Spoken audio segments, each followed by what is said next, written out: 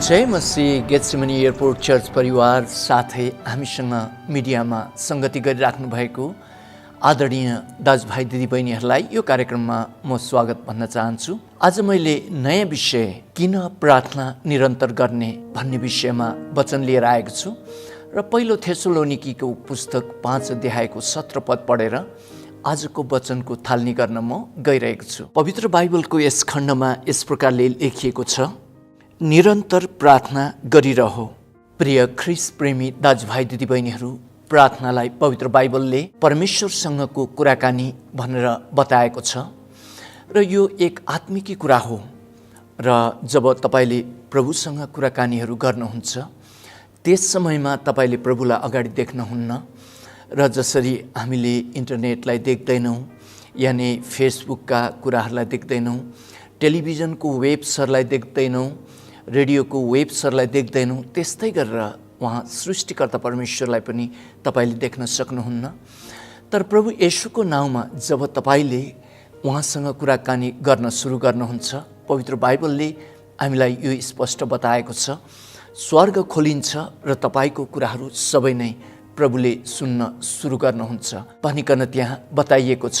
र प्रार्थना चाहिँ एक आत्मिकी कुरा हो र यसलाई हामीले यस प्रकारले पनि लिन सक्दछौँ। यो वस्तुको सँग हामीले दाँजेर हेर्दाखेरि तपाईले साइकल चढ्नु भयो भने यो साइकललाई लगातार तपाईले पाइडल मार्न पर्दछ र तपाईले पाइडल मार्न छोड्नु भएको खण्डमा साइकल कि दाहिनेतर्फ कि देब्रेतर्फ लड्न सक्दछ।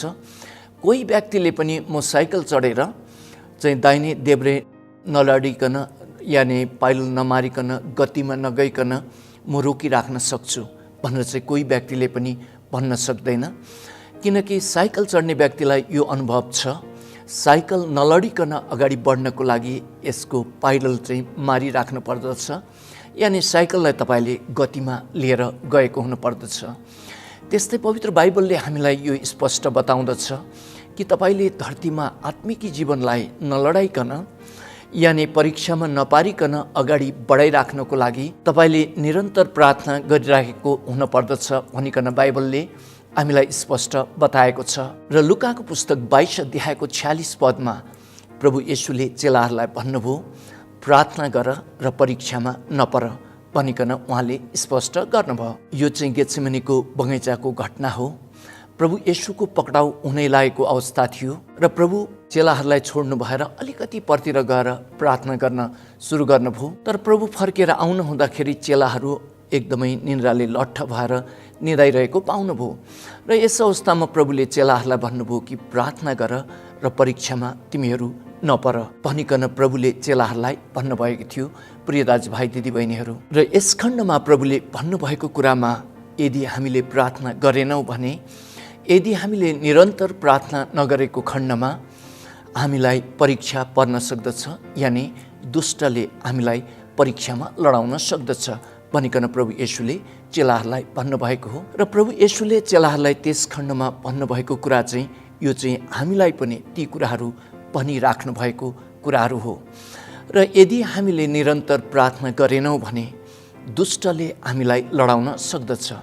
र उत्पत्तिको पुस्तक 4 अध्यायमा परमप्रभु परमेश्वरले कैनलाई यो स्पष्ट गर्नुभयो कि इच्छा गर्ने दुष्ट आत्मा चाहिँ हाजिरै छ।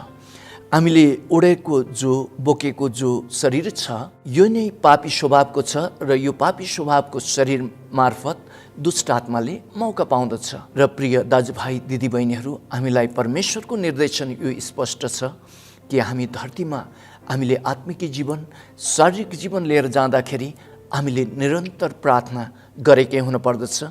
यदि तपाईले निरन्तर प्रार्थना गर्न भएन भने दुष्ट आत्माले तपाईको जीवनमा मौका पाउँदछ। प्रिय दाजुभाइ दिदीबहिनीहरू, हामीले उत्पत्तिको पुस्तकदेखि प्रकाशको पुस्तकसम्म पवित्र बाइबललाई अध्ययन गर्ने हो भने परमेश्वरका महान जनहरू जो परमेश्वरसँगै हिँड्न भयो र प्रभुले उहाँहरूलाई छान्न भएको व्यक्तिहरू हुनुहुन्थ्यो र एकदमै ठुलो बुलावट भएका व्यक्तित्वहरू हुनुहुन्थ्यो र उहाँहरूकै जीवनलाई हामीले अध्ययन गर्ने हो भने पनि जब उहाँहरूले निरन्तर प्रार्थना गर्नु भएन, उहाँहरूको जीवनमा दुष्ट आत्माले मौका पाएको हामीले त्यहाँ पढ्दछौँ। उदाहरणको लागि हामीले अब्राहमको जीवनलाई उदाहरण लियौँ। जब हामी धरतीमा अन्तिम सास फेरेर स्वर्गमा हामी जाँदछौँ, त्यस समय तपाईँले अब्राहमलाई सोध्नुभयो, अब्राहम बा, तपाईँले निरन्तर प्रार्थना नगर्नु हुँदाखेरि तपाईँको जीवनमा के घटना घट्यो? किन निरन्तर प्रार्थना गर्नुपर्ने रहेछ भनिकन तपाईँले अब्राहम जो विश्वासका सेनानीलाई तपाईँले सोध्नुभयो भने उहाँले तपाईँलाई यही नै उत्तर दिनुहुनेछ, बाबु यानि नानी, मैले निरन्तर प्रार्थना नगर्दाखेरि मेरी श्रीमती साराले हामीले परमेश्वरलाई सहायता गरौँ र तपाईँ दासीसँग बिहा गर्नुहोस् र बालबच्चा जन्माउनुहोस् भनेर तिनले मलाई भनिन् र म त ठ्याक्कै त्यो कुराहरू मानिहालेँ। त्यो समयमा मेरो जीवनमा निरन्तर प्रार्थना थिएन। म परीक्षामा लडेँ र मैले इस्माइल जन्माएँ र पछि गएर मैले थाहा गरेँ कि मैले परमेश्वरको प्रतिज्ञालाई नपर्खेर जिन्दगीमा एक भुल गरेछु भन्ने कुरा मैले महसुस गरेँ र मैले र साराले निरन्तर प्रार्थना नगर्दाखेरि हामीले इस्माइल जन्मायौँ भनिकन उहाँ अब्राहमले तपाईँलाई त्यही प्रत्युत्तर दिनुहुनेछ।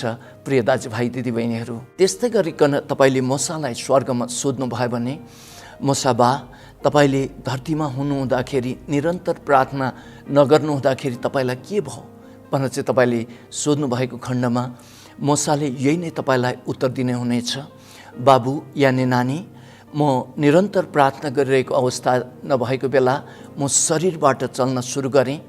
त्यस समय त मैले एक मिस्रीलाई मारिदिइहालेछु, शरीरको काम गरिहालेछु र त्यसपछि म त मिश्र देश छोडेर फेरि विदेशको भूमिमा भाग्न पर्यो र 40 वर्ष म ससुराको भेडा गोठाला भइकन जङ्गली मानिस जस्तै भइकन म त जङ्गलमा जाकिएँ र यो अवस्थामा फेरि परमप्रभु परमेश्वरले एउटा पोथ्रा जलाउनु भयो र पोथ्रा मार्फत उहाँले आफ्नो उपस्थिति दिनुभयो र फेरि मेरो जीवनको बुलावट सम्बन्धी उहाँले फेरि मिश्र देशमा जानु भनिकन उहाँले सेवकाईको लागि मलाई मिश्र देशमा इजरायलीहरूलाई छुटकारा दिनको लागि पठाउनु भयो भनिकन मूसाले तपाईँलाई यो उत्तर दिनुहुनेछ।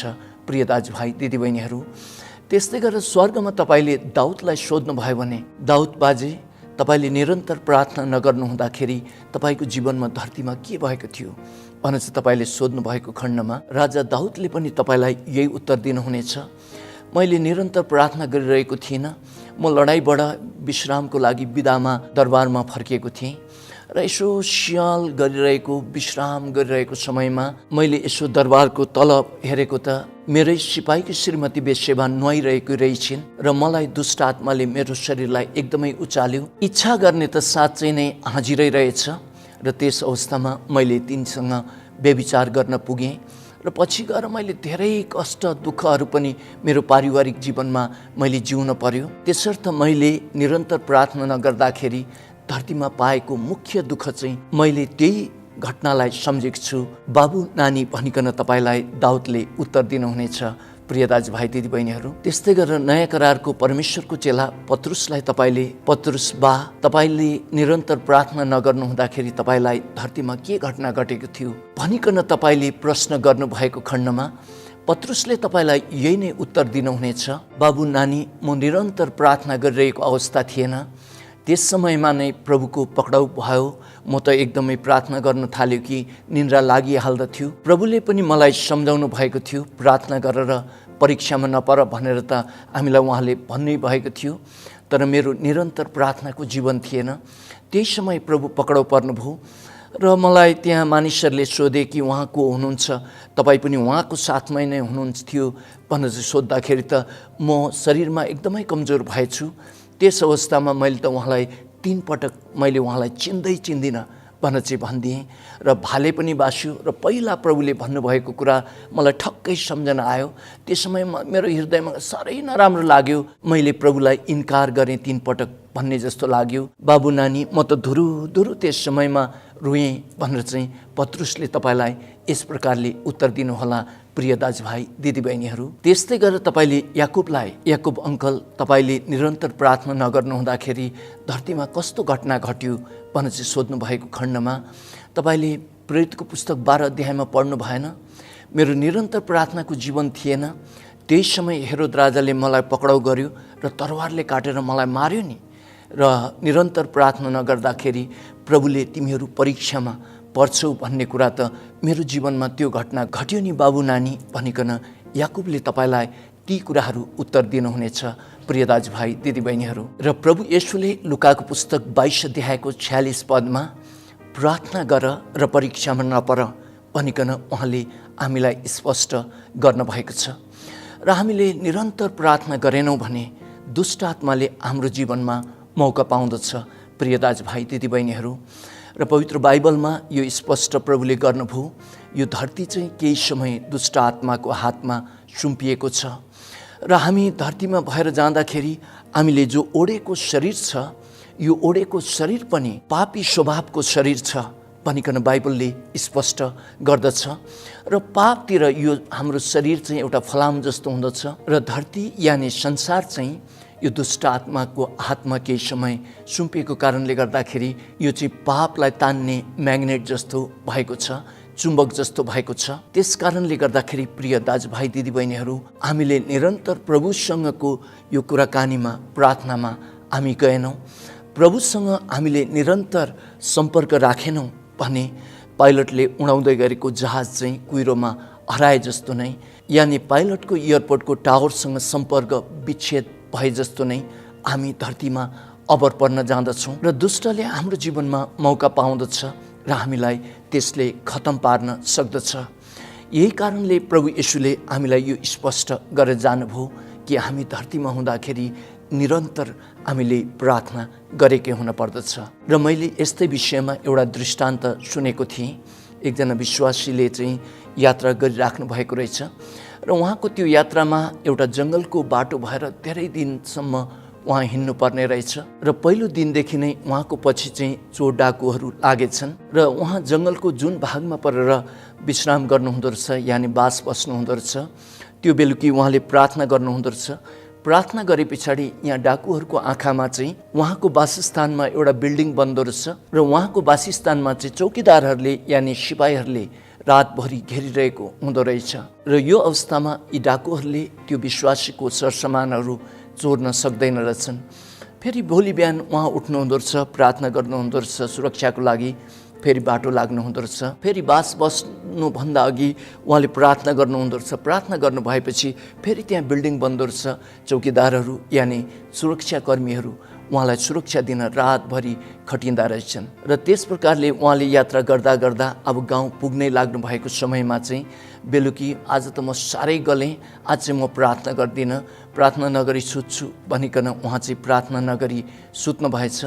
सुत्दाखेरि बिल्डिङ त बनिएछ तर सबै झ्यालढोकाहरू खुल्ला रहेछन् र त्यहाँ सुरक्षाकर्मीहरू पनि भएन रहेछन्। र त्यो बेलुकी चाहिँ ती डाकुहरूले मौका पाएछन् र उहाँका सारा सरसम्पत्तिहरू चोरेर लगेछन्। र जबसम्म उहाँले प्रार्थना गरेर सुत्नुभयो उहाँ सुरक्षित हुनुहुन्थ्यो, तर जुन समयमा उहाँले प्रार्थना गर्नु भएन त्यस अवस्थामा चाहिँ उहाँ परीक्षामा पर्नुभयो, यानि उहाँका सरसामानहरू दुष्ट आत्मा लागेको मानिसहरूले सबै नै चोरेर लगिदिएछन्। र प्रिय दाजुभाइ दिदीबहिनीहरू, यस घटनामा पनि यही कुराहरू प्रुभ हुँदछ।